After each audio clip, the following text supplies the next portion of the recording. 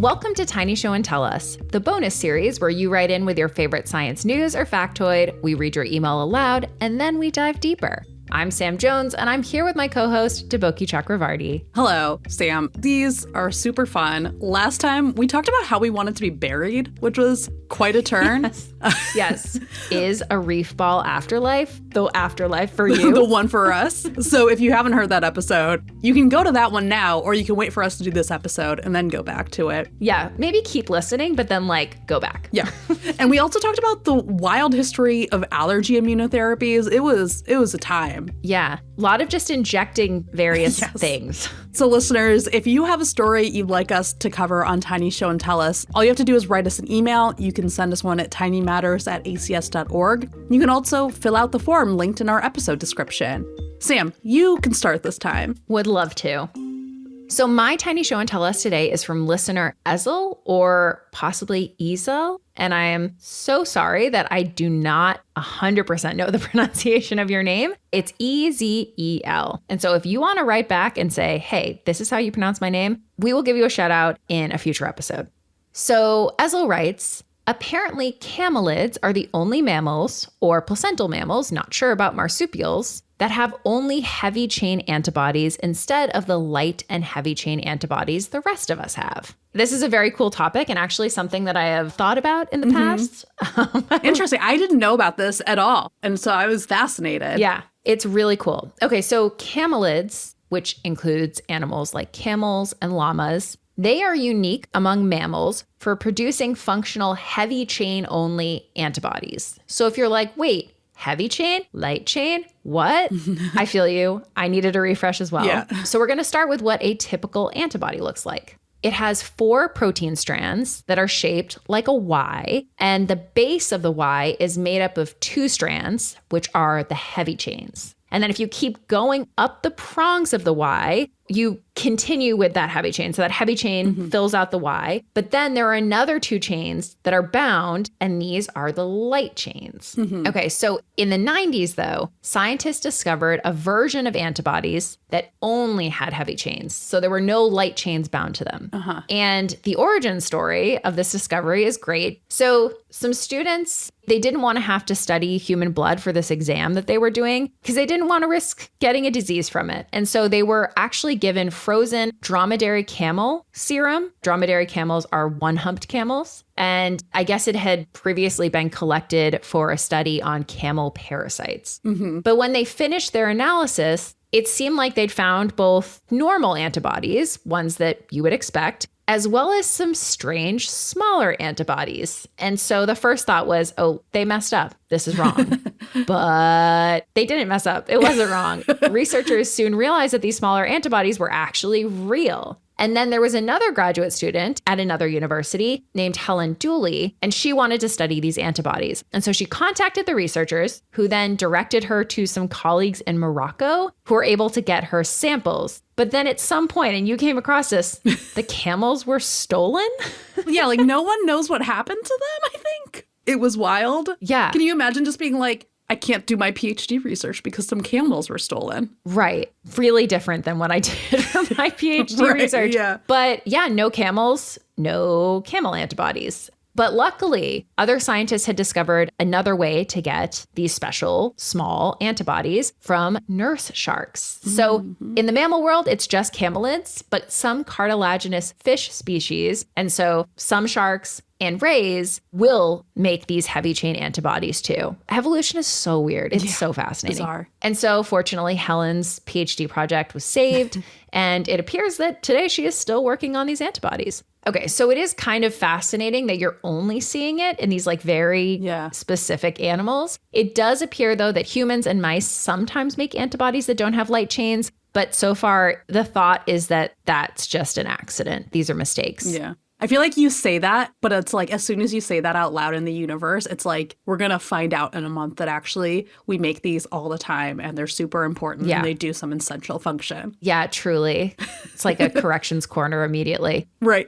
Okay, so these we'll just call them mini antibodies, they seem to be really good at binding to targets. And they might be better at getting into certain spaces compared to conventional antibodies, which are, I don't know if a immunologists would use this word, but bulky. Yeah. And so the fact that they can kind of like get into certain spaces makes them a promising tool for science and medicine. And I actually first heard about these antibodies at the beginning of the pandemic because researchers were using them to block and neutralize SARS-CoV-2. So I thought that was fascinating. Yeah. Generally speaking, scientists can use these mini antibodies, these heavy chain only antibodies, to design nanobodies. These are tiny antibodies, which then just have the antigen binding tip, which is the protein that binds to antigens. And nanobodies are great because you can actually grow them up in E. coli. You know, when you're producing antibodies, you're using cells to produce those antibodies. E. coli is a great cell for producing a lot of things. Yeah. But I didn't realize that typically conventional antibodies are really, really hard to produce in cell culture, or at least definitely in E. coli. Right. And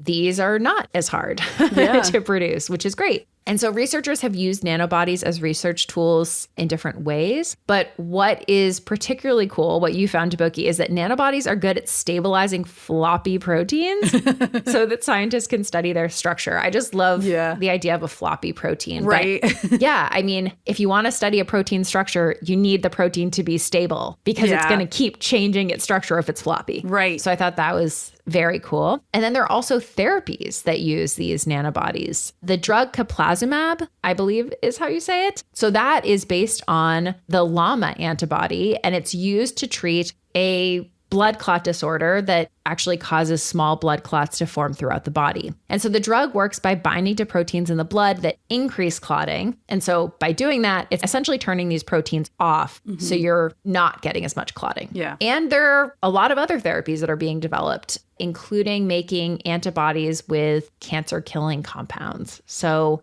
I knew these were a thing, but I did not understand how widespread their use was in research and medicine. Yeah, I didn't really know about these, and I also didn't know that they were really widespread, but it was really cool. It reminded me, like, way back we did this episode of, like, things we've learned or gotten from animals. I think there was, like, the bears and blood clotting and, like, finding out some of the factors involved there. Just, like, the weird things that you find in other animals that it's like, oh, we could learn from that. We could use that. Oh, absolutely. Yeah. And also, I just love the idea of like the students doing this thing and people being like, that's wrong. And then actually it's like, no, you actually just uncovered this special antibody that's going to upend how we do things. Yeah. Wow If True is your one-stop internet culture shop, explaining how what's happening online shapes the real world. And they're the internet experts and real-life besties to unravel it. Tech culture journalist Amanda Silberling and science fiction author/attorney Isabel J. Kim Esquire. More importantly, they're the only podcast that will mention Neopets and horizontal mergers in the same episode. They're asking and answering your burning questions about the internet. Are the AI overlords coming to take our jobs? And if so, why are these AIs so awful at playing Pokemon? How does AI actually work anyway? Is Pepe the Frog a hate symbol or just a misunderstood green guy? And speaking of misunderstood green guys, why is Shrek still so popular? So check out Wow If True wherever on the internet you find your podcasts. New episodes every other Thursday. That's Wow If True from the Multitude Podcast Collective.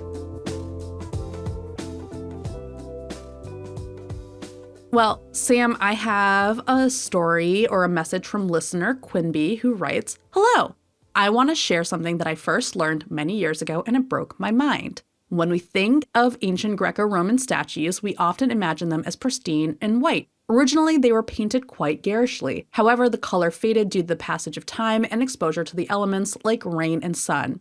The field of archaeochemistry involves the use of modern scientific and chemical analysis to learn more about the ancient past in ways that traditional archaeology cannot capture. This expanded view of archaeology has allowed us to recreate examples of what statuary may have looked like when it was originally painted 2,000 to 3,000 years ago. I encourage you to check out the papers by Vincenz Brinkmann, for example. One pigment that I found especially interesting is Egyptian blue. It's the first synthetic pigment that we know of. It provided a long-lasting and brilliant color. I could go on about this topic for ages, but I wanted to share this with you with the hope that I can also shake your worlds by introducing you to brightly colored Greek statuary." I love that. I'm curious how new this idea is to you. I feel like I knew about this generally. Yeah, that's where I was at too. I knew that statues, like a lot of things, used to be painted in these wild, incredibly vibrant paints. Yeah. But I didn't realize that people were getting in and analyzing them. Yeah, I was sort of in the same place. So in 2022, there was a new exhibit at the Metropolitan Museum of Art in New York that showed the statues with these colors. And according to NPR, I'm using their words, they were painted in garish colors with multiple patterns. And I just think like the word garish comes up all the time because you look at them and you're just like, whoa, that is a lot going on. So definitely recommend, if you haven't seen these, listeners, like look it up. The idea is to look for little variations on the surface of these sculptures that might show traces of pigments, and then using tools like X-ray fluorescence and UV spectroscopy to kind of identify what those pigments would be. And Quimby wrote, one of the big figures in this area is Vincenz Brinkmann, who's been researching this for decades with his wife, Ulrich Koch-Brinkmann. And apparently their work has even been shown in video games, which I thought was fascinating. I guess in Assassin's Creed Odyssey, they might be showing these statues. Wait. Yes. Oh, actually, you know this. Yeah. I don't know why I know that. But you are aware. I don't play Assassin's Creed. Like, I don't know.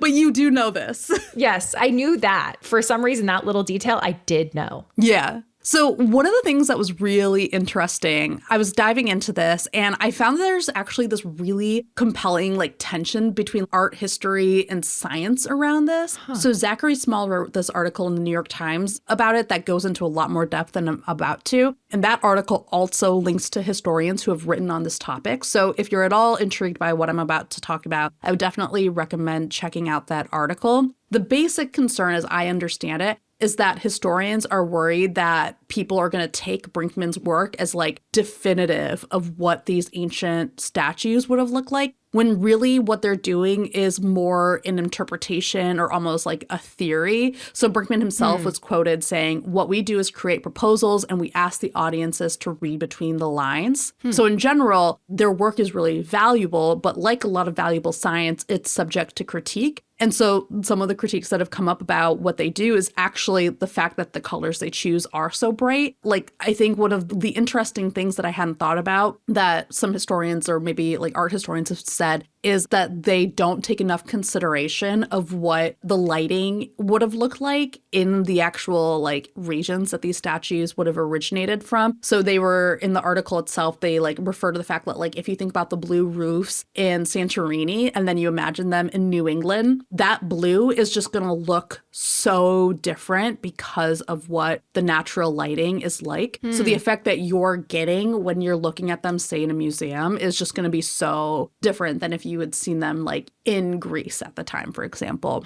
There's also like questions about the materials that they use. So specifically the fact that they use plaster and this crystalline plastic instead of marble for the reconstructions is really something that I think people are concerned about. They've defended it in part because it's more cost effective. I remember seeing also Brinkmann say that he had tested out marble versus synthetic marble and people said that the synthetic marble actually looked better. So I just thought that this was fascinating because you think about this, we'll say like science can like aim for objectivity, but it's still informed by humans, right? Like we are interpreting data with all of the stuff that we bring to it. And yet at the same time, I think when we hear about someone going scientifically to study these ancient pigments and study these ancient statues, the thing that we kind of come to is this idea of like, oh, this is what these statues look like. And reading this article made me sort of think about how we think about these things or how we think about the way that we look at this art, because it's just so much more about that subjective interpretation of what the science says. And I just thought that was really fascinating. Yeah, this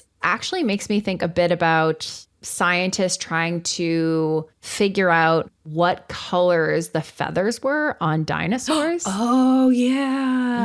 I feel like there's a little overlap here because, again, there is this, like Brinkmann said, I guess we asked the audience to read between the lines. There's also some reading between the lines there because it's my understanding is it's impossible to be 100% sure what that color was on a dinosaur that lived 65 million years ago.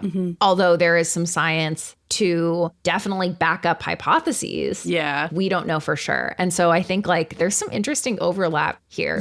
Ancient Greco-Roman statues, dinosaurs, Same. Yeah. And like one of the cool things that like I was picking up from this article is like they themselves have evolved their interpretations as more techniques have come into play and everything. So I just think it's really cool. Yeah. It's just really cool to see like how being open to that too can also kind of evolve the way that you do this work. And I think that's true for the dinosaur feathers too. Yeah. Maybe one day we'll get closer, but we're never going to know for sure. And that uncertainty is part of what makes this so interesting. It's like annoying because you want to just like know the exact answer, but you're never going to know if you have the exact answer, like that uncertainty. And maybe that's like part of why I'm really drawn to this story as like something we talk about in terms of science, because I think conveying uncertainty is such a weird part of talking about science. It's such an important one. And like sometimes you just have to be like, shrug, we don't know, shrug emoji. Yeah. Basically, a lot of science writing is figuring out how to eloquently convey shrug emoji. Yeah. But I think that's also the most